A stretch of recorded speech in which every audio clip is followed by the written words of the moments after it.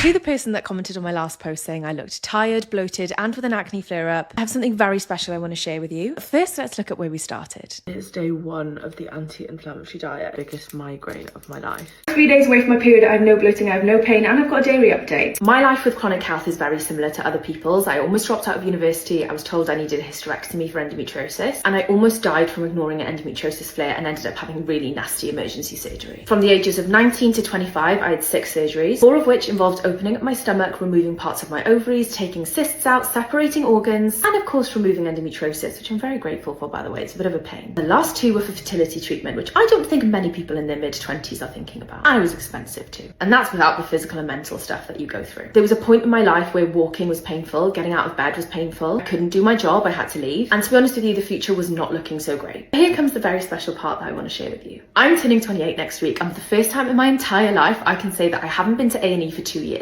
No passing out, no emergency flare-up, nothing. I am almost pain-free, managing everything through diet and lifestyle, no hormones, and the surgery I was told was essential last year is now off the cards because my body is finally not inflamed all the time, it isn't fighting me, so I'm not in agony anymore. Which is insane because for 10 years that was literally my life. Just because my life has changed does not mean I'm perfect. I can, however, walk, run, go to the gym and build muscle without any pain or negative consequences, which is huge because that is so important for your health. And coming back to the comment I mentioned at the start of this video about me looking bloated and tired and full of acne, is actually something that makes me really, really excited because all of that was after a very long run. Yay, I did it! Oh, I'm so chuffed with myself.